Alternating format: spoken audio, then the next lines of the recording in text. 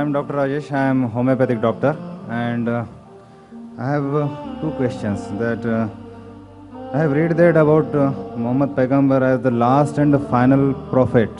Why the stress is given on the word last and the final?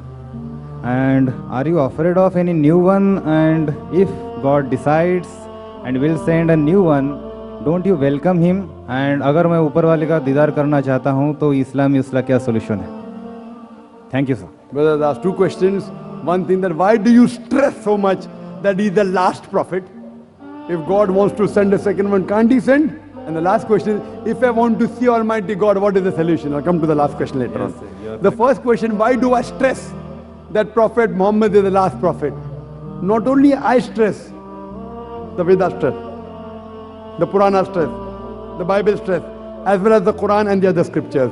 Allah says in the Quran, in Surah Azab, chapter number 33, verse number 40, Ma kana Muhammadun aba ahadim min rijalikum walakin Rasulullah wa khatamun nabiyyin wa kana Allahu bi kulli shay'in alima. That Prophet Muhammad, peace be upon him, is not the father of any of you men, but he is the Prophet of Almighty God. He is the seal of the prophets. And Allah is all-knowing, full of knowledge. Now when Almighty God said, if Almighty God wants to send, He can surely send. But Almighty God does not speak a lie. Almighty God doesn't tell a lie. It's mentioned in the Quran in chapter 33, Surah Azab, chapter 33, verse 40, that this is the last prophet. So Almighty God knows. If He wanted to send another prophet, He would not have mentioned this is the last prophet. So because He had mentioned the last prophet, I believe in it. And since Almighty God, He knows the future. You and I don't know the future. Almighty God knows the future, and He said that this is the last. Therefore I believe in it. Now, depending upon the requirement, what was required, He has given. Some people say, why didn't He send Prophet Muhammad on the day one? You know, my son wants to do medicine. He said, why don't you put me in medical college directly? First you have to go to school. Standard 1, Standard 2, Standard 3, pass school, then medical, right?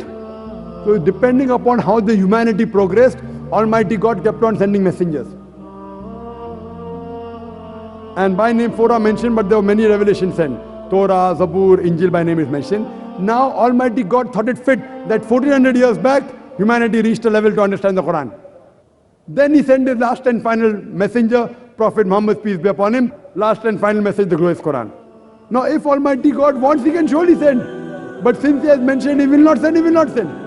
And this religion has completed. The previous scriptures were not in the complete form.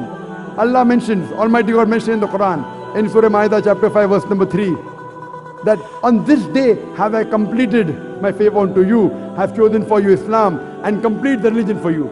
After the religion of Islam is completed, nothing new can be added, nothing can be subtracted from this religion. It's complete. That's the reason if anyone today says that he gets revelation from Almighty God, anyone who says he's a prophet of God, he has to go to a psychiatrist. Today, there are hundreds of people claiming to be God, people claiming to be prophets of God. They require psychiatrist. Because after this, no other revelation will come.